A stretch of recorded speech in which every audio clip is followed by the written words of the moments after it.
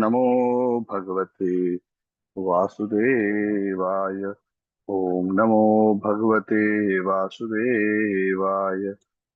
ओम नमो भगवते वासुदेवाय। नारायणं नमस्कृत्य नरं चैव नरोत्तमं देवीं सरस्वतीं व्यासं ततो जयमुदीरये। नष्टप्रायेषु भद्रेषु नित्यं भागवत सेवया भगवती उत्तमश्लोके भक्तिर्भवति नैष्टिकी। कृष्णाय वासुदेवाय देवकी नंदनाय च नन्दगोपकुमाराय गोविन्दाय नमो नमः। ओम अज्ञानतिमिरान्धस्य ज्ञानाञ्जनच्छलाकया चक्षुरुन्मिलितं येन तस्मै श्रीगुरवे नमः। श्रीचैतन्यमनोभीष्टं स्थापितं येन भूतले स्वयं रूपः कदा मह्यं ददाति स्वपदान्तिकम्। वन्देऽहं श्रीगुरोः श्रीयुतापदकमलं श्रीगुरून् वैष्णवांश्च श्रीरूपं साग्रजातं सहगणा रघुनाथान्वितं तं सजीवं साद्वैतं सावधूतं परिजनासहितं कृष्णचैतन्यदेवं श्रीराधाकृष्णपादान् सहगणललिता श्रीविशाखान्वितांश्च। हे कृष्णकरुणा सिन्धु दीनबन्धु जगत्पते गोपेशा गोपिकान्त राधाकांत नमोस्तुते। तप्त कांचन गौरांगी राधे वृंदावनेश्वरी वृषभानुसुते देवी प्रणमामि हरिप्रिये। वंशकल्पतरुभ्यश्च कृपा सिन्धुभ्येव च पतितानां पावनेभ्यो वैष्णवेभ्यो नमो नमः। जय श्री कृष्ण चैतन्य प्रभु नित्यानंद श्री अद्वैत गदाधर श्रीवासादि गौर भक्त वृंद। हरे कृष्ण कृष्ण कृष्ण हरे हरे, हरे राम राम राम हरे हरे। नमो विष्णुपादाय कृष्णप्रेष्ठाय भूतले नामने नमो। ओम विष्णुपादाय कृष्णप्रेष्ठाय भूतले श्रीमते भक्तिवेदांत स्वामी नामने नमस्ते सारस्वती देवे गौरवाणी परिचारिणे निर्विशेषण्यवादी पाश्चात्य मुखं करोति वाचालं पंगुं लंके देगिरिं यत्कृपातमहं वन्दे श्रीगुरुं दीनतारिणं परमानन्दमाधवम्। ओम हरे Krishna. Thank you all for joining. Sorry, I posted the message about the class a bit late, and thanks for those who could make it. We are discussing the wonderful pastimes of Maharaj Ambarish, one of the epitome given as an example of one who has surrendered himself fully to the lotus feet of the Lord. Uh, we discussed about this in our previous classes, how he's an excellent example of Atma Samarpan, someone who is fully dedicated himself to the service of the Lord. Despite being a unrivaled king of the Bhumandal, despite his youth, despite his power. Why are we saying despite? Sometimes we think that when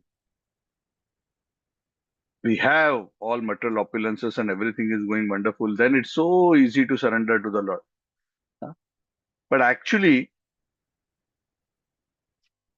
too much misery as well as too much opulence, both is a big distraction for devotional service. In fact, in one sense, too much misery is easier to deal with because those who are faithful, when they are cornered into a situation of too much misery, they naturally take shelter of the Lord. In that way, misery becomes their friend. But for those who are blessed by the external energy of the Lord, too much fame, uh, too much adoration, uh, beauty, wealth, janma, aishwara, shita shribi, edamanam, madapuman, naiva arhati abhidatum, tvam akinchana gochar. How to surrender to the Lord feelingly. Externally, everyone can make show. There was one uh, small clip I saw on YouTube. One of the richest persons in India, uh, with folded hands, looking towards the murti of one of the devatas, uh, and shaking his hand very vigorously. uh, seemingly that, oh, help me, help me, help me, more, more, more, more. I'm not saying this to criticize him, but what I'm saying is, no matter how much one makes a gesture, even though with sincerity, to present oneself in front of the Lord, the deep feeling of feeling oneself dependent on the Lord doesn't come easily unless one is very advanced in devotional service. And that is why too much opulence is considered a curse of material nature. Why we are mentioning this? Uh, because this is what shows the real character of great devotees. Of course, there are many not wealthy, so-called materially impoverished great devotees, and their devotion is also appreciable, inspiring. But when we see devotees who are kings, who are extremely powerful, successful in every sphere of life, but still fully devote, huh? Avyartha kalatvam, we were discussing in Chaitanya Charitamrita, not even spending one moment without serving the Lord. That becomes a great inspiration. Because sometimes when poor, so-called poor individuals surrender fully to the Lord, there is some doubt in our mind. Huh? And what is that doubt? Oh, because they couldn't do anything else in life, they took shelter of God. Huh? When I was very young, sometimes our elders, parents would tell us like that. Oh, these sadhus, they are no good because they couldn't be successful in material life. Huh? They have taken to this kind of a life. They have turned to God because there's nothing else. But those who are something, they live the real life. Those who have nothing, they renounce and go to God. And unfortunately, that may also be true for a vast majority of those who has taken to a sadhu life, that they may not necessarily be motivated by surrender, motivated by genuine devotion.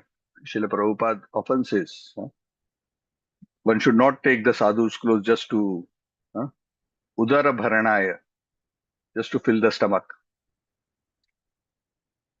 So the lives of great devotees like Maharaj Ambarisha, who are extremely successful, or for that matter, Bharat Maharaj and so many others, they give us the faith that even after attaining the pinnacle of material success, they were fully convinced that material enjoyment is hollow. It is not substantial. It is not going to satisfy the heart.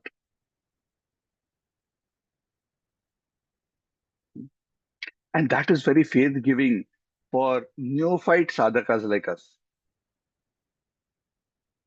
Because somewhere in our mind we think, is it really, you know, is really spiritual life, devotional service the answer?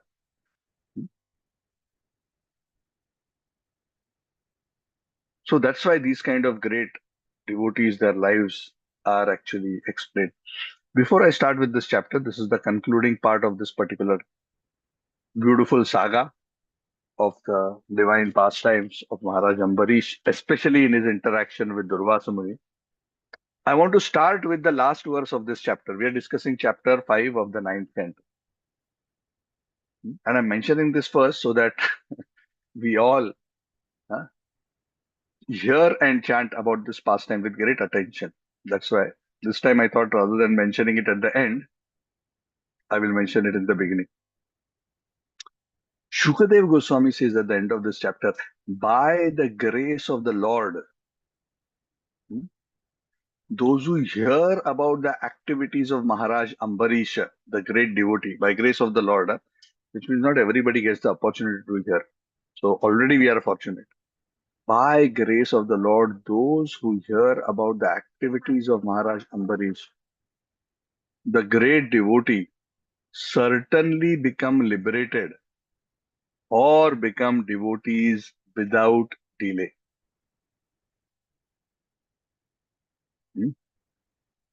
certainly become liberated or become devotees without delay. Such a big blessing.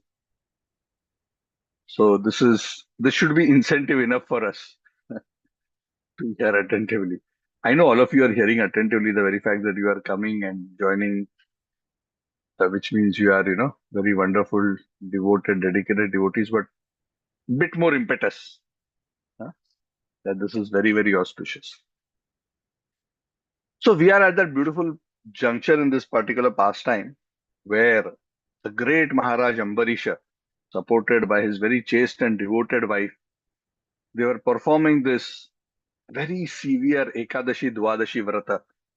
At the end of the year, I'm just recapping very briefly where we are. At the end of the year, last 3 days, he did waterless fast. And then the Dwadashi Parana time had come, right?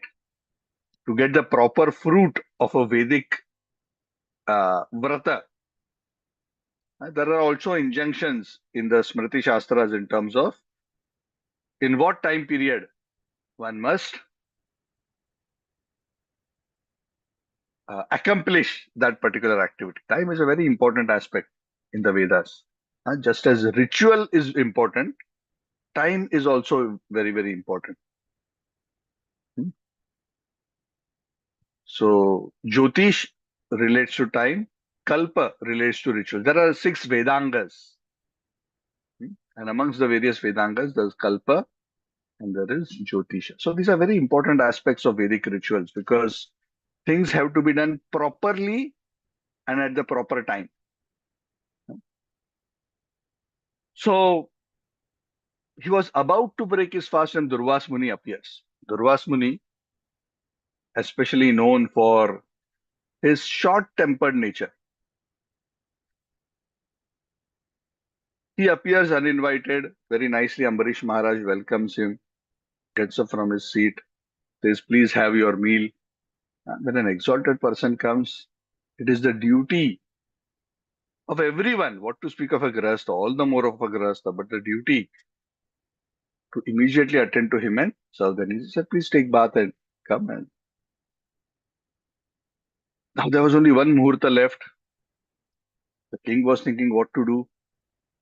His bath and his rituals is going to take time. My fast breaking time will pass. He wasn't so concerned about his eating, but he was concerned about not following the vrata properly. Because if he didn't accomplish the vrata properly, the benefit of that intense vrata, which was meant to be dedicated to the welfare of his entire praja, that would get hampered. So not so much out of his selfishness, I want to eat, I want the fruits of this vrata, more for bahujana hitaya, bahujana sukhaya, for the good and welfare of the masses. He consulted with the Brahmanas, but eventually he said, I think I have an idea, let me drink some water and break. So he went ahead, did that, the Brahmanas gave blessing. In due course, around noontime, when Ambarish Maharaj had already consumed a little water, Ambarish Maharaj was very faithfully waiting for his guest to come back. As he was waiting, Durvasa Muni comes, and through his mystic power, he realizes what has happened. Instantly, he just uh, gets into a fit of rage, and without considering the merits of the whole situation. And this is what happens when the false ego is triggered. Sometimes when our false ego is triggered, we just totally lose it.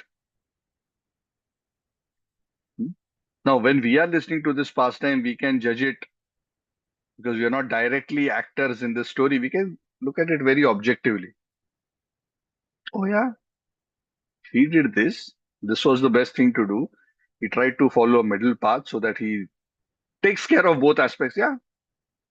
In fact, he did something which was very, very smart. But even a great saintly person like Durvasa Muni, when lust, ego get triggered and anger comes, one loses one's sense of discrimination. Very important lesson. Just totally went into a fit of rage and totally pinned the blame on Maharaj Ambarish. Oh, you are so attached, you are so useless. So many bad things he spoke. And he didn't even stop there at chastising him. He took a clump of his hair, threw it on the ground, invoked a demon, and asked the demon to kill him. My God, just because somebody drank a little bit of water before you came for lunch, that too you went to his place unannounced. Huh? What kind of, you know, it was totally uncalled for. Maharaj Ambarish remained calm and composed. Huh? One of the signs of a devotee who is fully taken shelter of the Supreme Personality of Godhead is Rakshayishyati iti Vishvaso. There are six types of surrender or six limbs of surrender. Shadvidha Sharanagati. One of them is Rakshayishyati iti Vishvaso. That the devotee has full faith that Krishna will protect. Hmm? And when we say Krishna will protect, it doesn't mean that, it means that the devotee has faith that whatever Krishna will allow to happen is for my good. That is my protection. Huh? So this is very important to understand as devotees, as sadhakas. Sometimes we think Krishna has not protected me. Oh, this happened, but Krishna allowed this to happen. We must understand, even when Krishna allows something to happen, it is his protection. Because Krishna's ultimate purpose is not just to protect our money, not just to protect our health. These are all small, temporary, ephemeral things. Krishna's great blessing for his devotee is he protects the faith, he protects the devotional life, and he ensures that his devotee remains progressive in terms of approaching his lotus feet, because that is where real shelter and real happiness lies. So he had full faith. मारो भी राखो भी जो इच्छा तुम्हार नित्य दास प्रति तुव अधिकार. Bhaktivinoda Thakur sings this very beautifully. मारो भी राखो भी, in a beautiful song known as Sharanagati. मारो भी राखो भी. You want to kill me? Okay, no problem. You want to protect me? Also your will. जो इच्छा तुम्हारा, whatever is your will. Huh? Nitya dasa prati tuva adhikar. Because I'm your eternal servant, you have every right to handle me in whatever way you deem fit. This kind of a deep faith, this kind of a deep surrender, hmm, is a very, very rare quality. Very, very rare. Hmm. Lord Shiva, in the pastime of Vritrasur, he glorifies, hmm,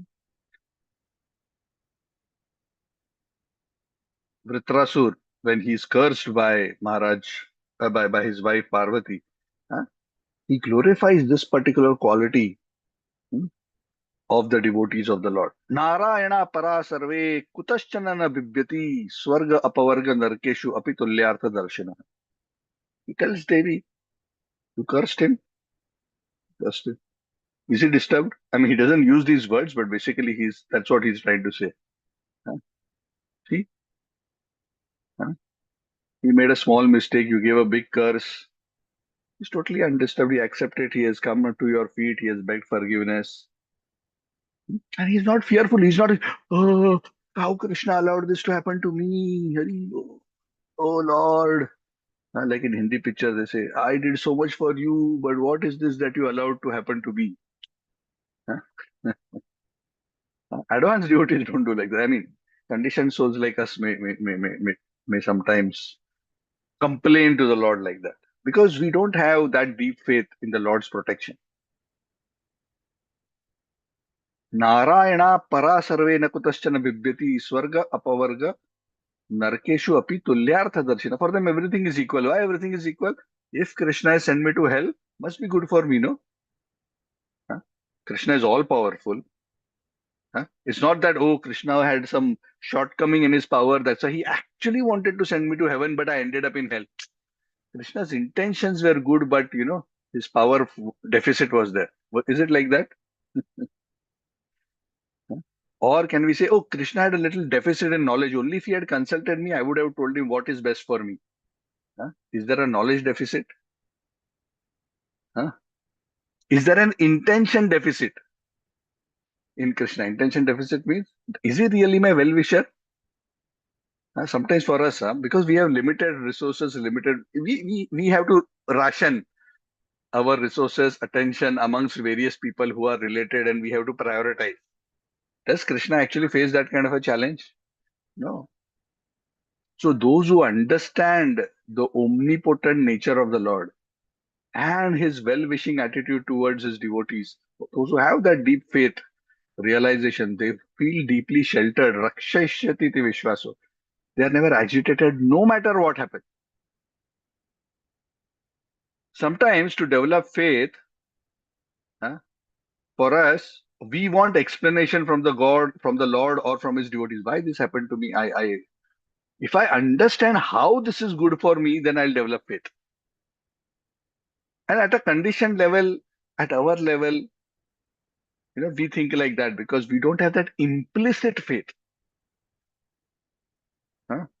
That everything that the Lord does is all good. Even when he tied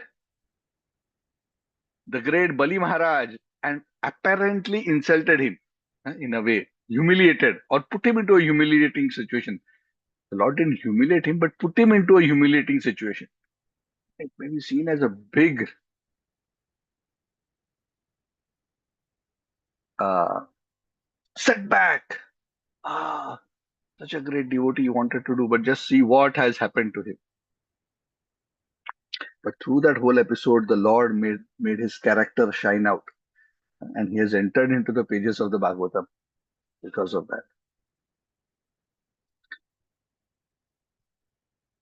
So Ambarish Maharaj was totally peaceful, undisturbed. He was not even trying to protect himself. And this demon was approaching Ambarish Maharaj. And previously, the Lord had given his Sudarshana chakra. Sudarshana. We'll discuss a bit about Sudarshana. There are beautiful prayers in this chapter for Sudarshan chakra. We'll come to that in a minute.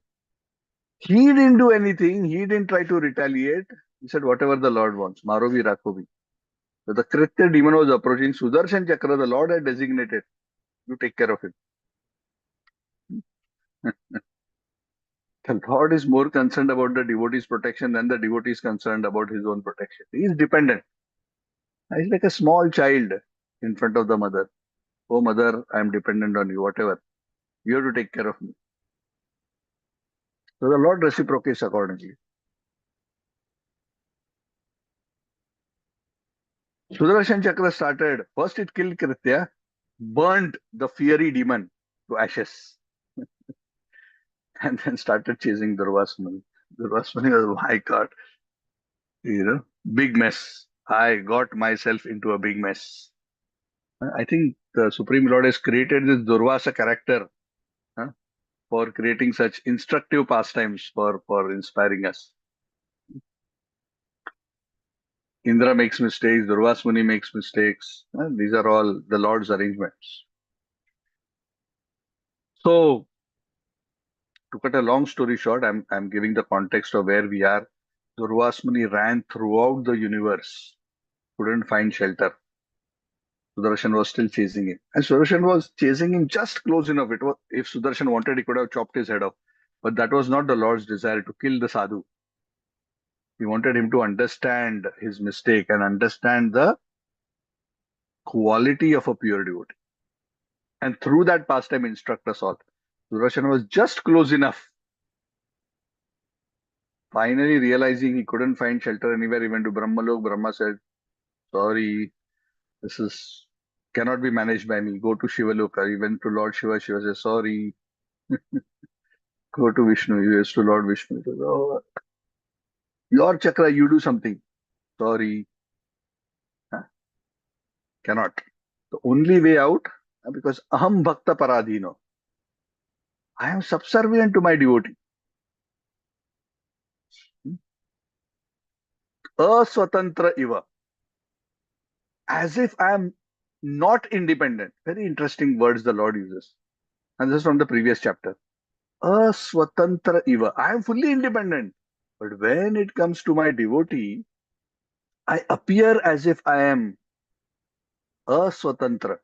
I cannot do things independently. So you now want me to take the decision? Sorry, I can't take this call of saving you. Why? Because it's my devotee. Or any other thing I could have directly intervened. But this is special category. There's a special exception clause. So the Lord's advice at the end of the previous chapter is go back to earth. You came all the way to Vaikuntha, no? Huh? Go back to earth. Take shelter of Maharaj Ambarish. He will decide what is to be done in your case. At that point, his bulb lighted up. He understood. Huh? He understood that I thought of this Ambarish Maharaj just like an ordinary king, but he's a super exalted devotee of the Supreme Personality. So this is where this chapter begins. The chapter is small, but it's very important to understand how this has unfolded. So it is said Ambarish Maharaj ran, sorry, Durvasa Muni ran to Maharaj Ambarish. Maharaj Ambarish was still standing there. Huh? He saw Durvasa Muni being chased, and he is still waiting there because how to eat without feeding my guest? So he thought, let this problem get sorted out. Until then, he was just waiting there. It took 1 year for Durvasa Muni to go everywhere. Ambarish Maharaj still not eating. He and his wife still waiting there. Comes running, flying, whatever. Durvasa Muni, his mystic powers, he comes and he just jumps and falls at the lotus feet of Ambarish Maharaj.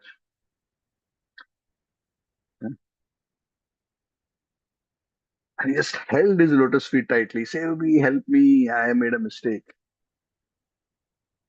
Now, normally, if we were in that situation, our ego would have made us feel, see, didn't realize how great a devotee I am.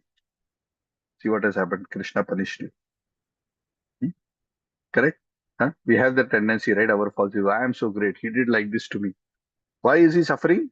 He's suffering because he did that day when I was in that situation. He spoke like this to me. He did like this to me. He didn't give me Mahaprasad. He ate it all himself. Even though I asked and even though I wanted it for a good purpose to give it to someone, such a demoniac person he is, he deserves Krishna's curse, whatever. So, we are so judgmental. Conditioned souls are very judgmental. Huh? They have to really, really fight against this strong tendency to criticize, compare, condemn, rather than feeling happy. Good, good, good lesson. Krishna, you gave him a good lesson. Ambarish Maharaj in his heart, the Bhagavatam says, was feeling embarrassed. He was feeling very much ashamed. Arey, such a great sadhu, he's holding my feet. Please. He felt more bad after this happened. Actually, when Sudarshan Chakra was chasing him, he was already feeling bad. Arey, I wanted to feed him, and what happened? Now he's being chased by Sudarshan. He was worried about him. When he came back and held his feet, he felt even more ashamed. Sudarshan Chakra was still approaching him, Durvasa Muni. Seeing that, Ambarish Maharaj, the Bhagavatam says, very interesting. Ambarish Maharaj started offering beautiful prayers to Sudarshana Chakra to request Sudarshan Chakra, please leave Durvasa Muni alone. No need to attack to him. Hmm? So there are a few verses where Ambarish Maharaj starts glorifying the Sudarshan Chakra. Hmm? So there are a couple of points which I want to emphasize. There are 5, 6 verses. He glorifies the Sudarshan Chakra in various very, very beautiful ways. Huh? With very beautiful, beautiful terms. So please read that. But there are a few things which stand out very strongly in these verses and purports. And Prabhupada explains Sudarshana. Darshana means to see, glance. Su, very beautiful. What is this Sudarshana Chakra? Hmm? Sudarshan Chakra is a chakra made of 1,000 spokes. It is extremely effulgent. huh? It is more powerful than the sun and the moon and all other luminaries come from it. But why is it so powerful? Why this Sudarshan chakra is so extraordinary? Why it has the power that it can destroy all other weapons? Because the Sudarshana chakra is the original vision of the Supreme Personality of God. A very interesting statement. Sudarshana, the Lord's first glance on the Mahat Tattva, which agitates Mahat Tattva and causes the material manifestation to be created. That glance of Vishnu, Sudarshana. The Bhagavatam explains that is Sudarshan. Sudarshan, that is why Sudarshan is said to be the cause in that sense of the material manifestation, because through that Sudarshan, material energy gets activated. That's why Maharaj Ambarish says, "Oh Sudarshan Chakra, you are fire, you are most powerful sun, you are the moon, you are water, earth, sky, air, the sense object, everything." Why? Because after that glance only material energy manifests all these varieties. Huh? He is the original luminous object. From him comes the illumination of the sun. From him comes the illumination of the moon and the stars. Hmm? So all luminosity within this material world is coming from Sudarshan Chakra. Of course, Sudarshan Chakra comes from the Lord because the vision of the Lord. That's why ultimately all illumination is coming from the Lord. Uh, But the immediate contact is Sudarshana.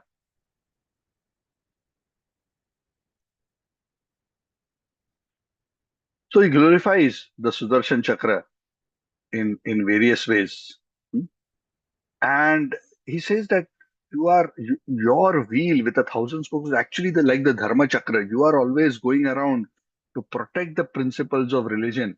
And anyone who's irreligious, the Lord uses you, employs you, huh, to destroy the irreligious demons.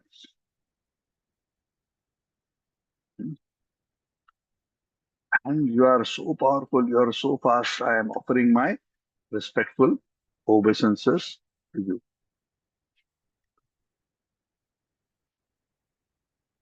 So he glorifies the Sudarshan Chakra with many, many beautiful prayers. And after glorifying him, he requests Sudarshan Chakra, "O protector of the universe, huh, you are the all powerful weapon of the Supreme Personality of Godhead, which the Lord employs to kill envious demons.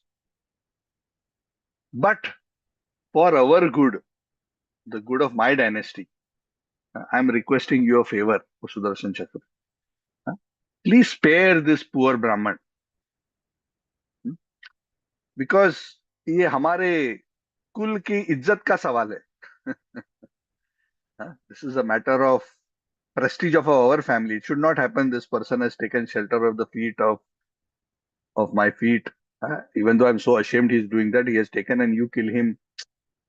You know, somebody has taken shelter at the feet of a Kshatriya and then I allow him to get killed. It will be dishonor for me.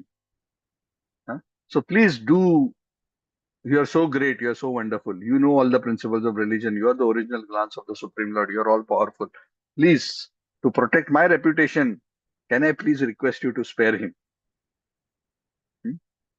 If my family has done its charity and has done yajna, dana, tapa, whatever worship and other things, if you have done properly, huh, according to what the Brahmanas have told, then I wish that please you free this Brahmana from this curse. If the Supreme Personality of Godhead, the one without a second, who is the life and soul of all living entities, is pleased with me, then you please spare this Brahmana, don't kill him.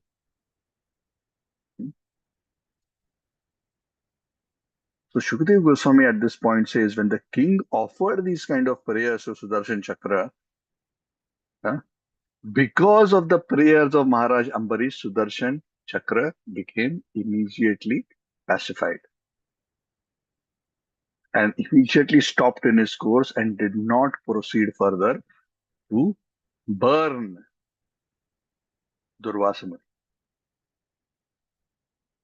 Durvasa Muni, he's seeing this whole thing, what is happening. He's realizing, just see, he went all over the universe running. He couldn't counter him directly. Neither Brahma, nor Shiva, nor even Lord Vishnu was willing to intervene. But just by these four shlokas that Maharaj Ambarish spoke to Sudarshan Chakra, immediately Sudarshan Chakra stopped. He realized, my God, what a big blunder I have done. In his heart, he became extremely satisfied with Maharaj Ambarish. He became extremely satisfied with Maharaj Ambarish, not just because his life was saved. Of course, that was at a very external level. Of course, he was very happy that he was not burnt. But he started praising the qualities of Maharaj Ambarish because he was amazed. I mean, he couldn't even believe that there can be somebody who can behave like this. What does that mean? And he started glorifying the king like that. And he started giving many blessings to the king. Durvasa Muni said, "Oh, king, you're so great. Today, through you, I got to experience the greatness of the devotees of the Supreme Personality of God. I offended you. I wanted to kill you. But rather than being angry with me, I just saw you were praying to Sudarshan Chakra using your merits and your position to protect me. Who does that? You could have just kept quiet and allowed whatever is to happen. But you intervened on behalf of a person who is your offender. Nobody can do that. A person who is still attached in any way to either his opulence or to his false ego, this is possible only for pure devotees of the Lord. For pure devotees of the Supreme Lord Hari, what is impossible to do and what is impossible to give up? A very beautiful verse.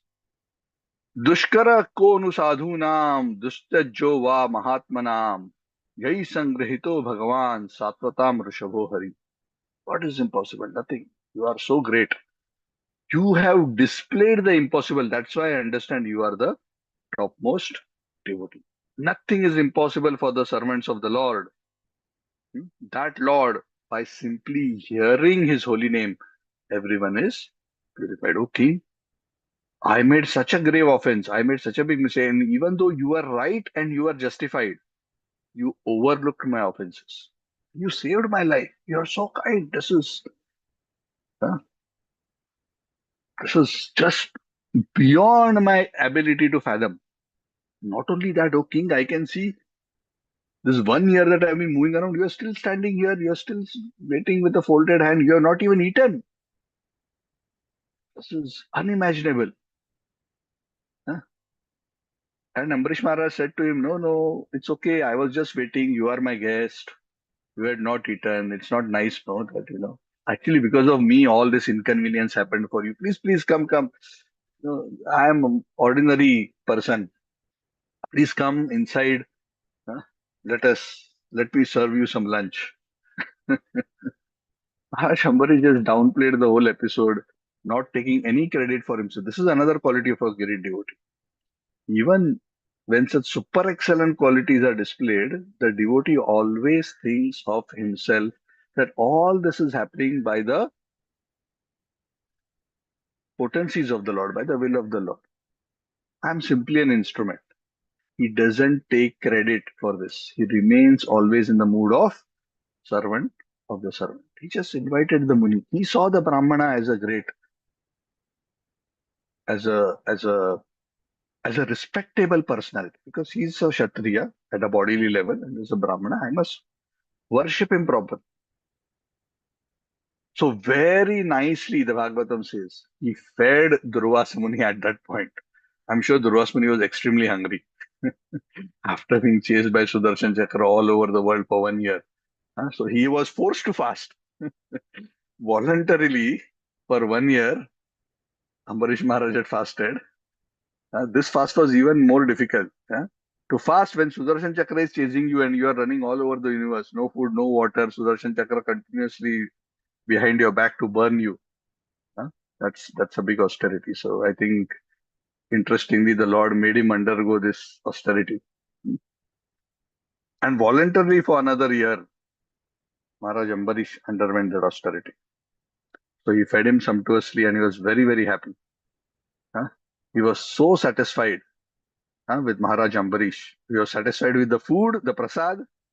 He was satisfied with his character, completely satisfied. All his feelings of anger, enmity, envy went away, and he requested the king with great affection, please, please, now I have taken, you also take.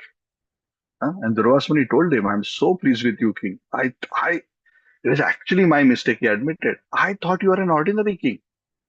I, taking the the senior position of a Brahmana, thinking you are a Kshatriya. Huh? I, he doesn't use that word, but I acted a bit over smart. But you dealt with it so wonderfully. You are a most exalted devotee of the Lord. So actually, I am realizing I am purified. Huh? Typically, a Brahmana comes to the home of a Grihastha to purify the Grihastha. But in this case, I am purified by seeing you, by touching your feet, by talking with you. So I am very, very grateful to you, huh, for your wonderful association. And he told, your character is so great, Maharaj Ambarish, that all the denizens of the heavenly planets, especially the women, they will continuously chant about your spotless character.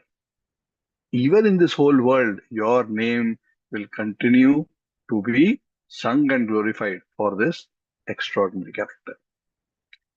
After this happened, Shukadev Goswami says that Maharaj Ambarish Durvasa Muni thanked Maharaj Ambarish, and then Durvasa Muni, the great mystic yogi, he took his departure and he went to Brahmaloka. Hmm. So Shukadev Goswami then, for the benefit of everyone, reminds Parikshit Maharaj, 1 year, he still fasted another 1 year. He was waiting. Huh? Prasad was ready, warm. Huh? Come, come, when Durvasa Muni will come. So, very, very extraordinary character. Hmm? Shukadev Goswami says, because of Maharaj Ambari's devotional service, he was so exalted. Being a pure devotee of the Lord, he was fully realized in all aspects of transcendence. Brahman, Paramatma, Bhagwan. Very, very beautiful verse. एवं विधानेक गुणः स राजा परात्मनि ब्रह्मणि वासुदेवे. Paratmani means Paramatma, Brahmani, Brahman, Vasudeve, Supreme Personality of God. क्रियाकलापैहि समुवाह भक्तिम Jaya विरिंचान Narayan's because he was perfectly knowledgeable in the matters of transcendental truth, he executed his devotional service perfectly. He did not show any flaw in his character. He gave the most perfect reaction to the most severe calamity that came his way. For this kind of devotees, Shukdev Goswami says, they are so detached from material things, it doesn't bother them at all. They are not excited about higher planets, they are not bothered about lower planets, they are simply tasting the nectar of devotional service. For them, even the highest heavenly planets is nothing better than hellish planets. So that shows who is the greatest devotee. So Shukdev Goswami concludes the chapter, and Prabhupada says that Shukadev Goswami is telling Parikshit Maharaj and through Parikshit Maharaj to all of us that what is the greatest yogi? Yoginam api sarvesham madgate nantaratmana shraddhavan bhajate yomam same yuktatamam. There are many yogis. Durvasa Muni was a great yogi, but was he totally free from his false ego? Was he of the nature of the quality and the transcendental character that Ambarish Maharaj said no? Why? Only the topmost yogi can display this character. And who can become a topmost yogi? Only a devotee can become a topmost yogi. Yoginam api sarvesham. Amongst all the yogis, madgaten antaratmana, he whose heart is totally offered to me. Shraddhavan bhajate yomam same yuktatamamat. He who worships me with full devotion, I consider him the topmost yogi. Because one who knows the topmost aspect of the Lord, everything else becomes known. Yasmin vigyate sarvam eva vidnyatam bhavati. Because the devotee knows Vasudev, Paratmani Brahmani Vasudeve, because he knows Vasudev and Vasudev from Vasudev Brahman, Paramatma come. Everything is known. There is nothing not known in terms of transcendental truths. Vasudeva Sarvam iti. What is the realization of such a pure devotee? Vasudeva Sarvam. Huh? Everything else is inside or manifest from Vasudeva. Vasudeva Sarvam iti. Sa Mahatma Sudurlabha. Such a great devotee is very rare. Srila Prabhupada again quotes the verse which we discussed earlier. Narayana para sarve nakutaschana vibhyati swarga apavarga narkeshu api tulyartha darshina. 6th canto, 17th chapter, verse 28. Because the devotee is fixed in devotional service, Prabhupada says, he does not regard huh, any position in this material world. His only position that he's interested in is holding tightly to the lotus feet of the Supreme Lord. Srila Prabhupada, in conclusion of this particular chapter, quotes a very beautiful verse written by Prabodhananda Saraswati. Prabodhananda Saraswati was one of the great acharyas who resided in Vrindavan in the time of Lord Chaitanya. And he says very beautifully in the Chaitanya Chandaramrita, verse 5, he says, Kaivalyam narakayate tridashapur akasha pushpayate durdandendriyakala sarpa patali prodkhadadam strayate vishwam purna sukhayate vidimahendradischa kitayate yatkarunyakataksha vaibhavavatam tam gauram evastumaha. Very beautiful. He says, for one who has become a pure devotee of Lord Chaitanya, for him, Kaivalya or merging into the impersonal Brahman to lose his identity is like hell. As far as going to heavens is concerned, for a devotee, huh? It is like a dream. It is like a phantasmagoria.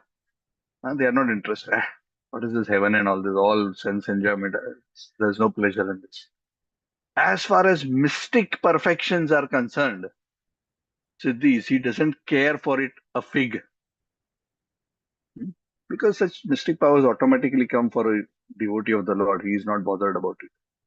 All this is possible. He's not even interested in the position of Brahma. Vidhi Mahendra Adi Kitayate. If somebody offers him to become Brahma, he is not interested. You want to become Indra? Not interested. For a person who has received the merciful glance of Lord Chaitanya, Yat Karunya Kataksha Vaibhavatam, who has achieved the Vaibhav of the merciful glance of the Supreme Personality of Godhead. Huh? Lord Chaitanya, that Lord Chaitanya, I offer my respectful obeisances and I glorify him. The Chaitanya Chandramrita, that is how uh, Prabodhananda Saraswati glorifies Lord Chaitanya. And then at the conclusion of this pastime, because we are wrapping up this whole section, Shukdev Goswami concludes by telling Parikshit Maharaj that in this way, this beautiful pastime happened, and uh, in his devotional service, Ambarish Maharaj was only increasing. He didn't feel, oh, I have now achieved such a great position. I am now so renowned. A devotee always feels he wants to do more and more and more. After some time, when he came of the right age, Ambarish Maharaj said, now enough. I have done my material duties enough. He distributed his kingdom amongst his children. And then he himself took Vanaprastha and went to the forest so that he can be freed from material duties and exclusively devote his time to fully. Huh? Atmani Vasudeve Manah Dadhat Dhvasta Gunapravaha. Huh? So that the waves of modes of material nature will be vanquished and he can fully fix his mind on the lotus feet of Lord. Savai Manah Krishna Padaravinde. So Prabhupada brings this very interesting comment that even though he was liberated, a devotee and so much engaged in the Lord's service, he also felt that why to bother so much and go on in this material life and material responsibilities.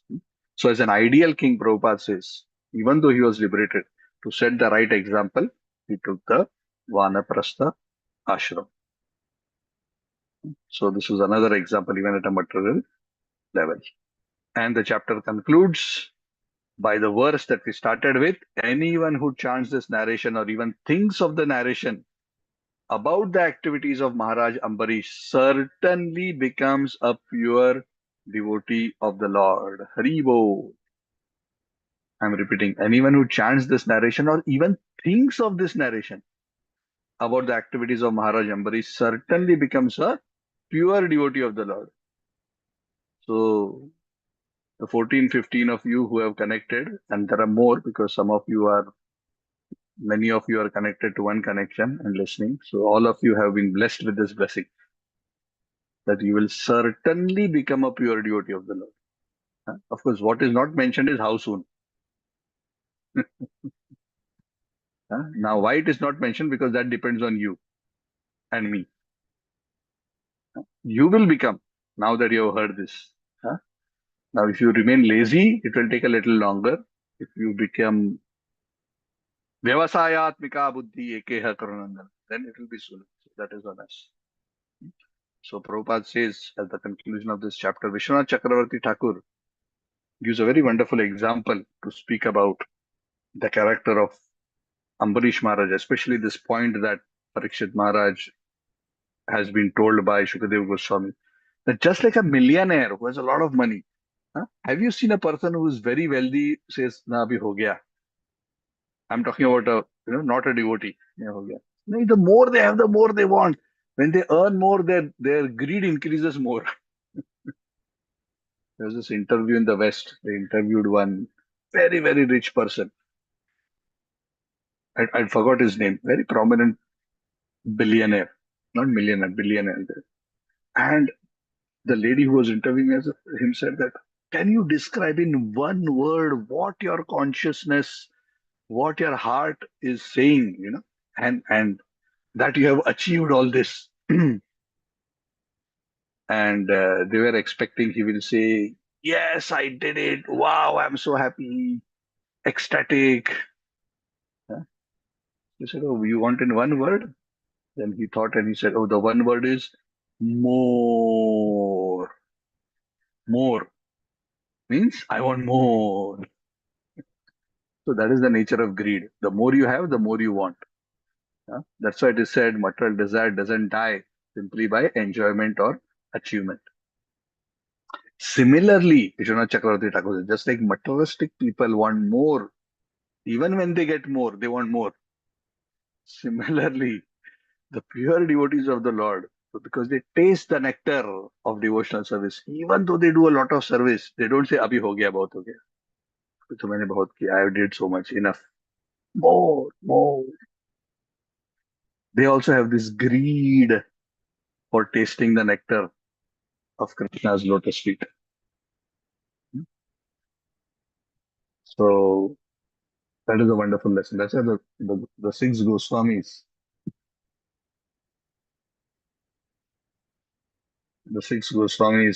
they say, actually Rupa Goswami said that since I have heard this name Krishna, it is so ecstatic, so much nectar that once it enters my ear and from my ear it goes into my heart and just gives so much bliss to me. Huh? That now I am feeling, Rupa Goswami, I don't remember the exact words. It's a very beautiful verse. I am feeling why I have only one ear. I want millions of years to hear the holy name.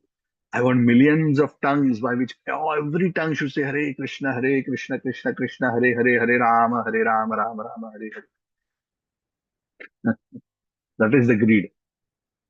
Huh? So when we start feeling little bit like that, that means we are making some advancement. Huh? Greed to chant, greed to hear.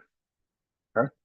Vayam tu na vitrupyam uttama shloka vikrame yachnavatam rasadnyanam swadu swadu pade pade. More and more taste. Don't stop, go on.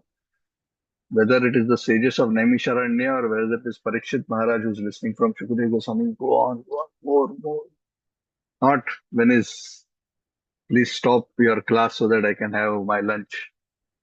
That may be the state of conditioned souls like us. So anyway, thank you so much. You have patiently heard and received this blessing which Shukadeva Goswami is giving all of us.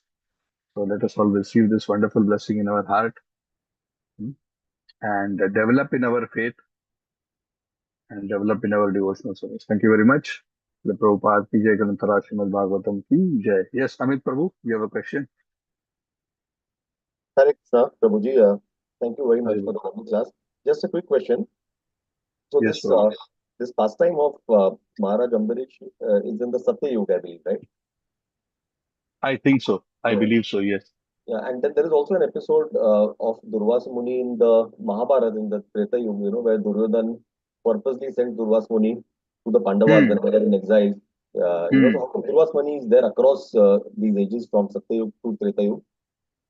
Many of these sages, they are like the Saptarshi category. They live across the whole Manvantara, sometimes even beyond. Yeah. So some of these sages are directly. Durvas Muni is actually one of the Rudras. I do not remember his antecedents in terms of whose son he is. I don't have to decide. But many of these sages, for example, Vashishta, Vishwamitra, and the Sapta Rishis. Every Manvantara has different set of devatas, have a set of Sapta Rishis, right?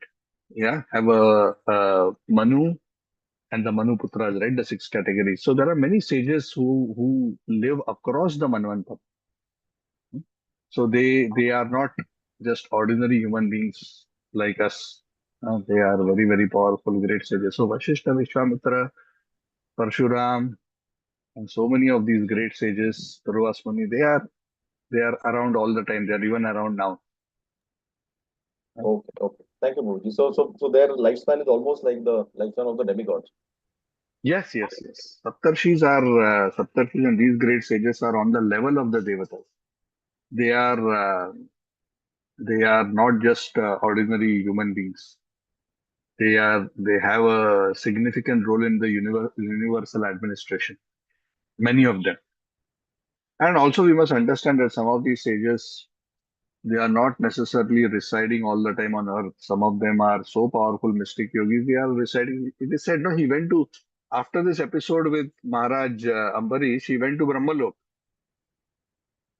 So he's such a powerful sage, he can enter Brahmalok. Brahmalok means the lifetime is that of, you know, the whole duration of the universe. Hmm? So it depends on the caliber also of that particular sage. So some of them are so powerful, they become so advanced in mystic power that they are able to hold their life for long periods of time. And sometimes when they go and reside on higher planets, Janar, Mahar, Tapa, Satya, then their lifetimes are practically incalculable from our human perspective. Because even when the Kalpa ends, when the day of Brahma ends, when the night of Brahma comes, Bhur, Bhuva, Swaha and everything under it is vanquished. But the Janar, Mahar, Tapa, Satya is not affected. So their life is amazing. So, yeah, they're very, very extraordinary personalities.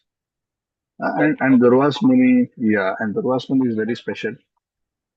These personalities, we should understand that they are used by the Supreme Lord to instruct souls like us. So, yes, Prabhu. Yeah. thank you, Dev. So, Just one more. So, yeah, sure. when you also went, to Vaikuntha to meet the Lord Vishnu after, Mm, Lord Brahma and the Lord Shiva couldn't help him, was that yeah. the Vaikuntha in the spiritual world, or was it Lord Vishnu's abode here in? No, no. This is the Vaikuntha we spoke about, that above Satyalok, there is a Vaikuntha where the Manvantara avatar resides. Okay, okay, got it. Yeah, so yeah, yeah. So all these pastimes where we hear about going to Vaikuntha, they are about that. Hmm. Of course, very extraordinary personalities like Narad Muni can go into Vaikuntha, the Vaikuntha, huh? Beyond the material realm. But these great sages, whether it is Bhrigu Muni, huh, or the four Kumaras, when they go to Vaikuntha, we are talking about Vaikuntha within the universe. There's a Vaikuntha planet which is not destroyed even when the material world is destroyed, and that is above the Brahmaloka. Got it, Prabhuji. Thank you. Hare Krishna. Hari Bo. Thank you, Prabhu. Okay, so thank you all very much. Grantara Srimad Bhagavatam ki jai, Srila Prabhupada ki jai.